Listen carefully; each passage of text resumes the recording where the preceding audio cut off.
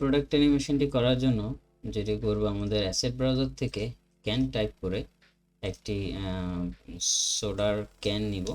And rigid ডাইনামিকের জন্য যেটি করতে হবে, মূলত এটার স্কেল একটা ফ্যাক্টর। সো আমরা রেফারেন্স হিসেবে একটা কিউব নিয়ে মোটামুটি এটির সাইজটিকে আর একটু লার্জার করতে হবে।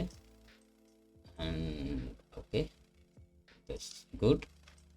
সো এবার আমি যেটা করব, আমার এই প্রোডাক্টের মধ্যে আমরা কাস্টম টেক্সচার অ্যাপ্লাই করব। আর আমার এই প্রোডাক্টটি যেহেতু গ্রুপ অবজেক্ট, সো আমরা রিজিড ডাইনামিক অ্যাপ্লাই করার ক্ষেত্রে গ্রুপ অবজেক্ট হলে এটি স্ক্যাটার হওয়ার পসিবিলিটি আছে। সো এই জন্য আমরা আমাদের এখানকার যে অবজেক্টগুলো সবগুলোকে একটা সিঙ্গেল অবজেক্টে কনভার্ট করব। তার আগে এখানে যে সাবডিভিশন সারফেসগুলো অ্যাপ্লাই করা আছে, যেমন এটি, এখানে সাবডিভিশন সারফেস 3 দেওয়া আছে, এটিকে আমরা একটু কমাই দিব, 1 করে দিব। অ্যান্ড এরপরে এখানে কানেক্ট অবজেক্ট প্লাস ডিলিট করে এই অবজেক্টটিকে আমরা একটা সিঙ্গেল অবজেক্টে কনভার্ট করব। এবার যেটি করব, আমাদের এই অবজেক্টের নিচে একটি গ্রাউন্ড ক্রিয়েট করব, যেটাকে আমরা ব্যাকড্রপ বলতে পারি। সো আমি একটা প্ল্যানার নিব, টপ ভিউ থেকে দেখে এই প্ল্যানারটাকে 9 এবং 9 এই ধরনের একটা সেগমেন্ট নিয়ে মোটামুটি আমি দেন একটি ক্যামেরা সেট করব।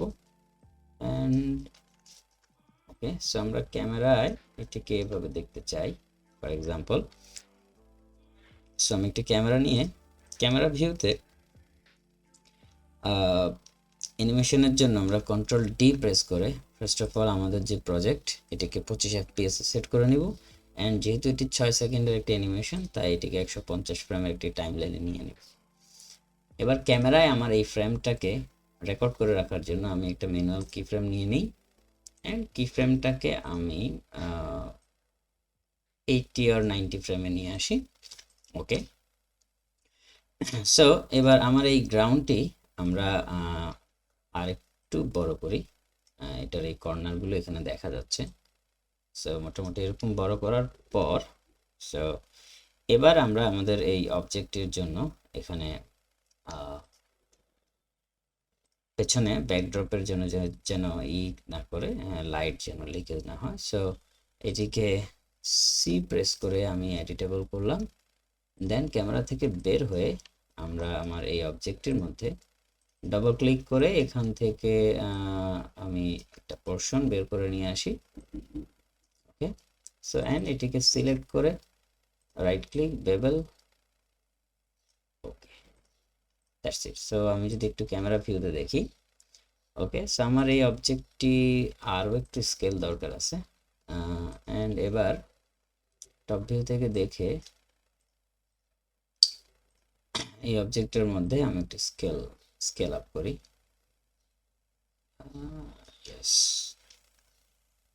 ওকে, অথবা এই অবজেক্টে যেমনই আছে আমরা এটির দুই পাশ থেকে আমাদের সেগমেন্টগুলোকে ধরে একটু এদিকে এবং ডবল ক্লিক করে এদিকে কন্ট্রোল প্রেস করে এক্সট্রুড করে দিতে পারি। ওকে, সো এবার আমরা আমাদের গ্রাউন্ডটি পেয়ে গেছি। এখন আমাদের এই প্রোডাক্টটি অ্যানিমেশন করব আমরা। সো প্রোডাক্টটি মূলত উপর থেকে নিচে পড়বে, আমরা যেমনটি দেখেছি। সো এই প্রোডাক্টটিকে প্রথমে আমরা একটু করে নেই, মোটামুটি এরকম ক্যামেরার বাইরে নেই। That's it. সো এবার আমি ক্যামেরায় যে ক্যামেরার আমাদের যে 90 ফ্রেম পর্যন্ত আমরা যে অ্যানিমেশনটি নিলাম, তার আগের ফ্রেমগুলোতে আমি অটো কি অন রেখে আমরা প্রোডাক্টের ফার্স্ট অফ অল এই ধরনের একটি শট দেখতে চাচ্ছি। ওকে, সো এই ধরনের একটি শট দেখতে চাচ্ছি, এখানে একটা কি ফ্রেম। অ্যান্ড আমি এই কি ফ্রেমটাকে কন্ট্রোল প্রেস করে কপি করে 45 ফ্রেমে নিয়ে এসে ব্লক করব। সো এতটুকু পর্যন্ত আমার টাইম লাইন একটি শটের জন্য। অ্যান্ড এই শটটি আমরা এইভাবে করে দেখতে চাই। ওকে, অ্যান্ড নেক্সট ফ্রেমে যে আমি দেখতে চাই এই ধরনের একটি শট। ওকে, অ্যান্ড এরপরে এই ক্যামেরা কি ফ্রেমটাকেও আমরা কন্ট্রোল প্রেস করে 89 পর্যন্ত নিয়ে আসি টাইমলাইন ব্লক করার জন্য। এবার আমি একটু rotation and position, okay, so এই ধরনের একটা অ্যানিমেশন আমরা ক্রিয়েট করলাম। অ্যান্ড দেন নেক্সট ফ্রেমে গেলে আমরা আমাদের ফাইনাল ফ্রেমটি দেখতে পারবো। সো আমরা এখানে এভাবে কাট শটে আসতে চাই না, সরি, এবার 90 ফ্রেমে গেলে আমরা দেখতে পারবো আমাদের ফাইনাল ফ্রেমটি। সো এরপর আমরা চাই যে 90 ফ্রেম থেকে আমাদের প্রোডাক্টটি নিচে জাম্প করে পড়বে। সো এবার এটির জন্য আমরা অটো কি অফ করে আমাদের যে প্রোডাক্ট ক্যামেরা থেকে বের হয়ে আসি। সো এই প্রোডাক্টের মধ্যে আমি রাইট ক্লিক করে বুলেট ট্যাগ থেকে রিজিড বডি, অ্যান্ড এটি কোলাইড করবে হচ্ছে নিচের এই গ্রাউন্ডের সাথে। সো আমি এই গ্রাউন্ডের মধ্যে রাইট ক্লিক করে বুলেট ট্যাগ থেকে কোলাইডার বডি। সো নাও আমি যদি প্লে দিই, ওকে, সো আমরা চাই আমাদের এই অবজেক্টটি আমাদের প্রথম দুটো শটের পর অ্যানিমেশন নিচের দিকে পড়ুক বা ডাইনামিক ট্যাগটি 90 ফ্রেম থেকে অ্যাক্টিভ হোক।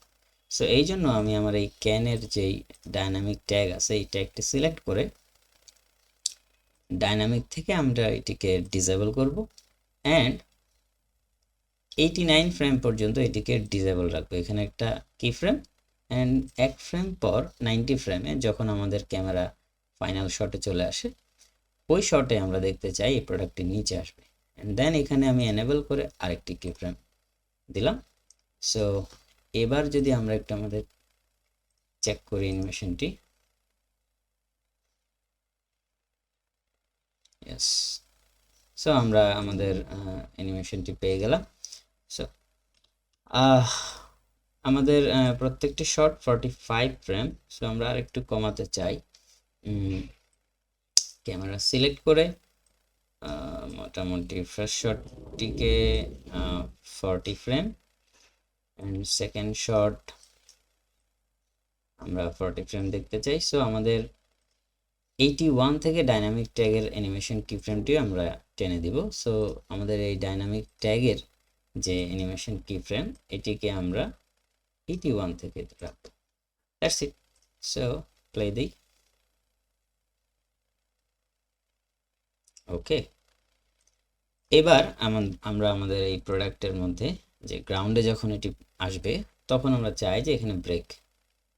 সো এবার গ্রাউন্ড ক্র্যাক করব। নাও এই গ্রাউন্ডের মধ্যে ক্যামেরা থেকে বেরিয়ে আসি।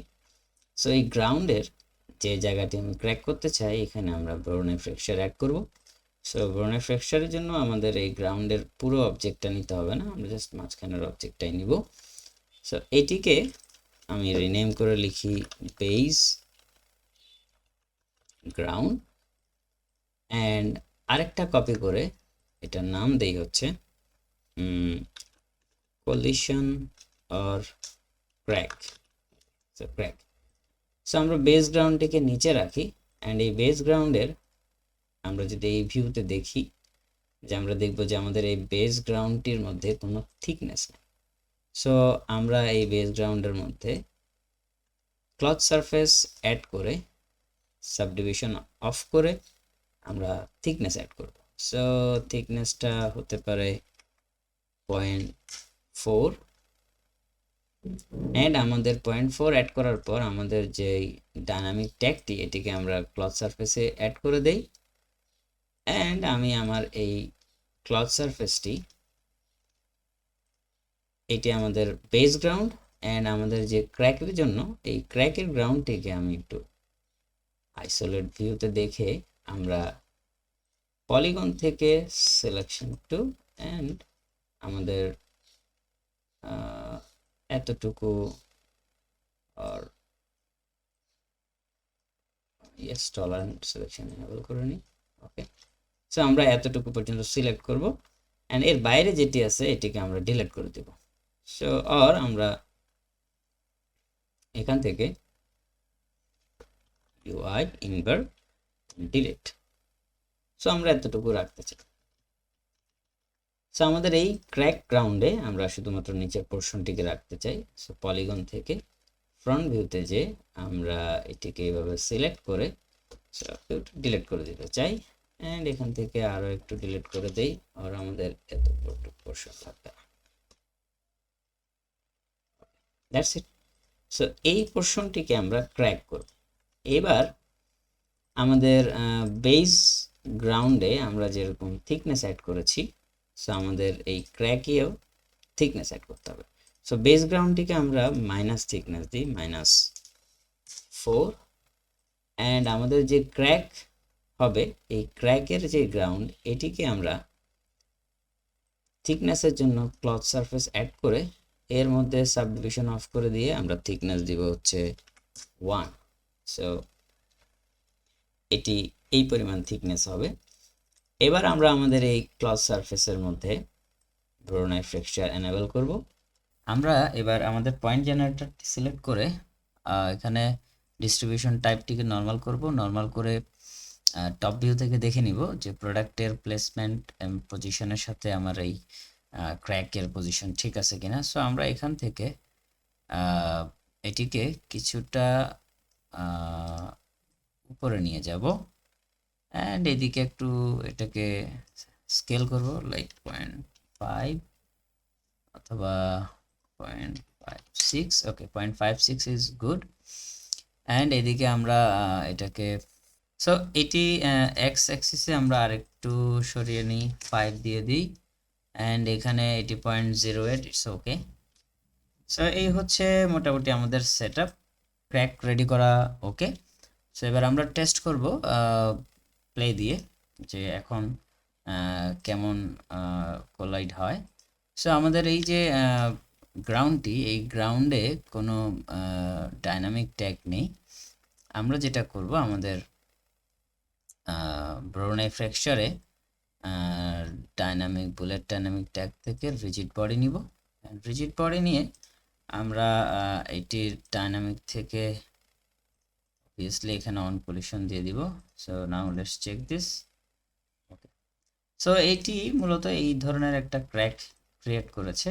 সো আমাদের যেই ক্র্যাক গ্রাউন্ডটি, এর ক্র্যাকগুলো নিচের দিকে যাবার স্পেস নেই। আমরা যদি একটু ফ্রন্ট ভিউ থেকে দেখি, সো এখানে দেখা যাচ্ছে যে এর নিচে যে আমরা বেস গ্রাউন্ডটি নিয়েছি, এখানে কোনো স্পেস নেই ক্র্যাকগুলো নিচের দিকে নামার জন্য। সো আমরা যেটা করব, আমাদের এই বেস গ্রাউন্ডের পলিগন থেকে টপ ভিউ থেকে এই যে মিডলের যে পলিগনটি আছে, এটিকে সিলেক্ট করে আমরা কিছুটা নিচের দিকে নামিয়ে দেব। সো এখন আমরা যদি আরেকবার প্লে করে দেখি, let's check this. Okay, so now there is a problem. So প্রবলেমটি হচ্ছে, আমরা দেখতে পাচ্ছি যে আমাদের ওকে, এটি আসলে খুব বেশি নিচে যায়নি। ওকে, সো এবার আমি যদি প্লে দিই, now let's check this exactly. So এভাবে করে আমরা আমাদের বেস গ্রাউন্ডের যে পজিশনটি, এটিকে একটা পারফেক্ট জায়গাতে নিয়ে আসবো, যেন আমাদের এই ছোট ছোট ক্র্যাকগুলো একটা নির্দিষ্ট জায়গায় প্লেস হতে পারে। সো এটি সেট করার পর আমরা যেটি করব, আমরা আমাদের এই অ্যানিমেশনটিকে বেক করব। সো আমি Ctrl+D প্রেস করে আমার বুলেট অপশন থেকে ক্যাশ অ্যান্ড বেক। সো এবার আমরা একটু চেক করে দেখি যে আমাদের এক্সপ্লোশনটি ঠিকমতো হয়েছে কিনা। সো না, এটি ঠিকমতো হয়নি।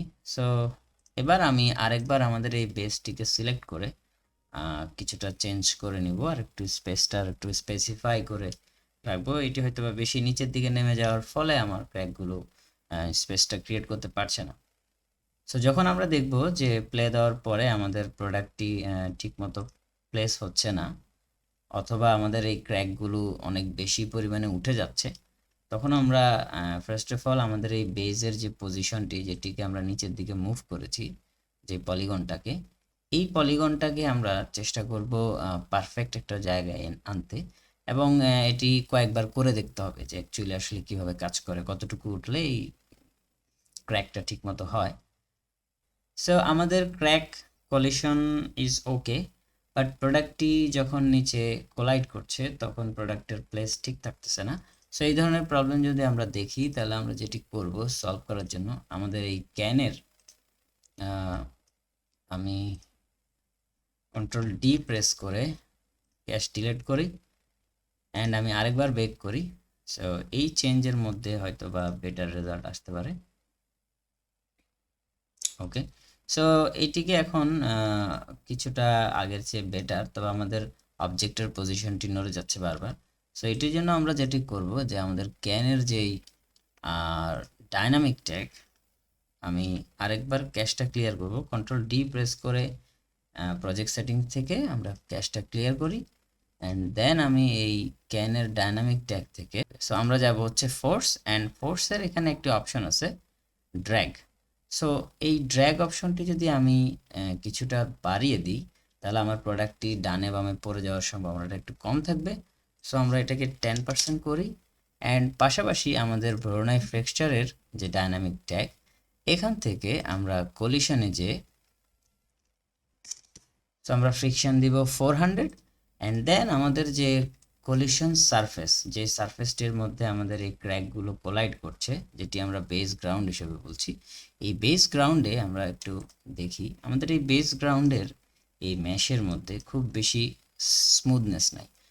সো আমরা আমাদের এই ক্লথ সারফেস থেকে সাবডিভিশন 2 যদি করে দিই, এটি কিছুটা স্মুথ হবে এখানে। সো এবার আমরা টেস্ট করে দেখব, কন্ট্রোল ডি প্রেস করে আবারও আমি ক্যাশ করব।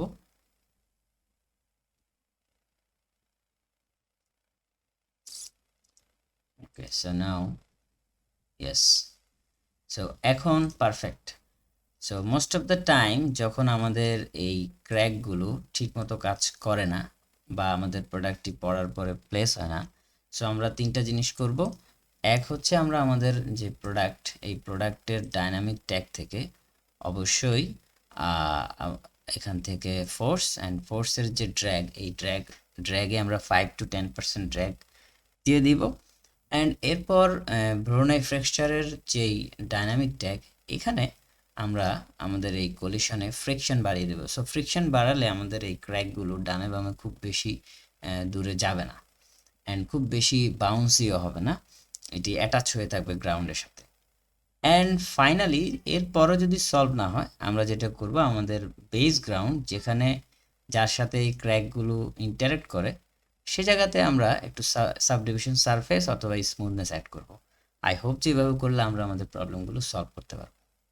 আরেকটা বিষয় হচ্ছে, আমরা চাই যে আমাদের এই প্রোডাক্টটি যখন প্লে করব, ঠিক তখনই এটা নিচে যাবে না। এটি আমাদের ক্যামেরা সিলেক্ট করে আমরা দেখি যে আমরা চাই যে এটি 81 ফ্রেম থেকে নিচের দিকে পড়া শুরু করব। সো আমরা যেটা করব, আমাদের এই ক্যানের মধ্যে যে ডাইনামিক ট্যাগটি আছে, এই ডাইনামিক ট্যাগের এই ডাইনামিক অপশনে আমি এটি এনেবল করা আছে, এটিকে 80 ফ্রেম পর্যন্ত ডিসেবল রেখে একটি কি ফ্রেম নিব, এবং 81 ফ্রেমে এটাকে এনেবল করে আরেকটি কি ফ্রেম নিব।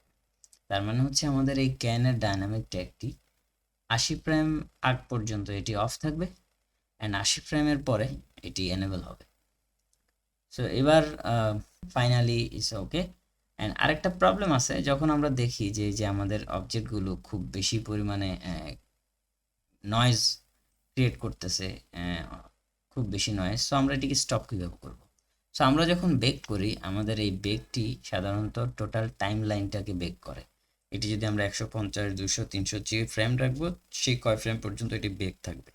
এখানে 150 ফ্রেম পর্যন্ত না রেখে টাইম লাইনটাকে আমি 120 পর্যন্ত রাখতে পারি। এটাকে ক্লিয়ার করে আরেকবার বেক করব। ওকে, এরপর আমি আবার টাইম লাইনটা 150 করে দিব। সো এবার যদি আমরা দেখি, আমাদের ইয়েস, এটি 120-এর পরে আর নয়েজ করছে না। সো এই হচ্ছে সলিউশন। সো এবার আমরা আমাদের গ্রাউন্ডের ম্যাটেরিয়াল ক্রিয়েট করব। সো ম্যাটেরিয়ালের জন্য আমি স্ট্যান্ডার্ড ম্যাটেরিয়াল নিব। স্ট্যান্ডার্ড ম্যাটেরিয়াল নিয়ে আমাদের এই গ্রাউন্ডের মধ্যে একটা ম্যাটেরিয়াল অ্যাড করব, অ্যান্ড ম্যাটেরিয়ালটি এখান থেকে আমি নয়েজ নিতে পারি অথবা যে কোনো টেক্সচার অ্যাড করতে পারি। নয়েজ নিয়ে আমি এখানে এই নয়েজটি নিতে পারি, বেটার লুকা, অ্যান্ড এটি স্কেল কমিয়ে দিতে পারি, এটি 40 or 50% রাখবো, ফাইন। অ্যান্ড এরপর এটির যে ডার্ক পোর্শনটি, এই ডার্ক পোর্শনটিকে কিছুটা ফেইড কালার করে দেব যেন বেটার রেজাল্ট আসে। That's it. সো অ্যান্ড এই সেম নয়েজটিকে আমি কপি করে বাম্পে অ্যাপ্লাই করব। আর এরপরে আমাদের এখানে যে রিফ্লেকশন, এই গ্রাউন্ডে আমরা সামান্য রিফ্লেকশন অ্যাড করব। সো রিফ্লেকশনের জন্য আমরা যাব বেকম্যান, অ্যান্ড কিছুটা রিফ্লেকশন থাকুক, আর রিফ্লেকশনের যে ব্রাইটনেস এটিকে আমরা কমিয়ে দিব, অ্যান্ড আরেকটু রাফনেস অ্যাড করি। That's it. সো এবার আমরা রেন্ডার সেটআপ থেকে আমাদের রেন্ডারকে ফিজিক্যাল রেন্ডার করব, অ্যান্ড দেন এখানে আমি গ্লোবাল ইলুমিনেশন অ্যাড করব, অ্যান্ড নাও টেস্ট করব যে এটি কেমন রেন্ডার হয়। সো প্লে দিই। ওকে, সো আমাদের কোনো লাইট সেট আপ করা নেই, আমরা আমাদের এইখানেও ম্যাটেরিয়ালটা আগে অ্যাপ্লাই করি। সো এটির মধ্যেও আমরা ম্যাটেরিয়াল অ্যাপ্লাই করেছি। সো বোর্ন এফেক্টসে যদি ম্যাটেরিয়ালটা দেখা না যায়, সেক্ষেত্রে আমরা অবজেক্ট সিলেক্ট করে কালারস ফ্রেগমেন্ট থেকে এটি অফ করে দিতে পারি, অ্যান্ড দেন আমরা এখানে লাইটের জন্য একটা HDRI সেট আপ করব।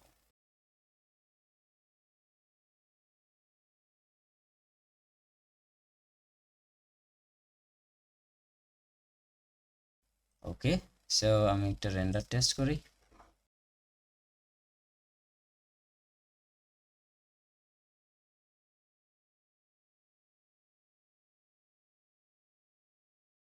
এবার আমরা যেটি করব, আমাদের এখানে এক্সট্রা শ্যাডোর জন্য আমরা একটা লাইট অ্যাপ্লাই করব।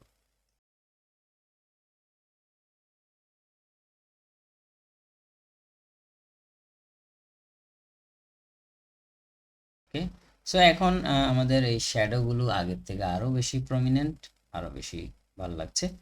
সো এবার আমরা যেটা করব, আমাদের এই প্রোডাক্টের গায়ে ছোট ছোট ওয়াটার ড্রপ অ্যাড করব। সো ওয়াটার ড্রপের জন্য আমরা যেটা করতে পারি, first of all cloner, then sphere, camera থেকে বের হই, অ্যান্ড এই স্ফিয়ারগুলোকে আমি ক্লোনারের মধ্যে দিয়ে, অ্যান্ড এখানে ক্লোনারের মোড চেঞ্জ করে অবজেক্ট করব, অ্যান্ড অবজেক্ট হিসাবে আমি অবশ্যই আমার এই ক্যানটিকে অ্যাপ্লাই করব। সো এই ক্যানকে অ্যাপ্লাই করলাম, অ্যান্ড দেন এই স্পিয়ারগুলোকে অনেক বড় দেখাচ্ছে, স্কেল টুল থেকে এগুলো ছোট করি। ইয়েস, এরকম ছোট করে এখানে ক্লোনার থেকে আমি 1500 বা 2000 নিতে পারি। সো অনেকগুলো পেলাম বাবল ড্রপ, অনেকগুলো ওয়াটার ড্রপ পেলাম। এবার আমি এখান থেকে ক্লোনার সিলেক্ট করে মোগ্রাফ থেকে effector and random.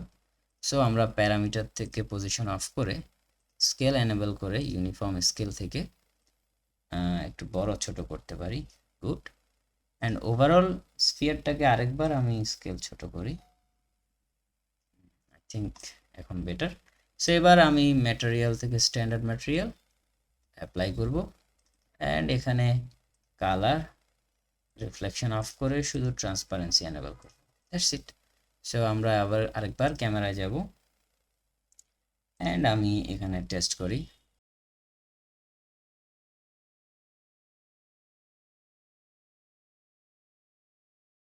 Okay, so finally আমরা আমাদের ক্যামেরা সিলেক্ট করে ক্যামেরার অ্যানিমেশনটি ঠিকঠাক করে দিব।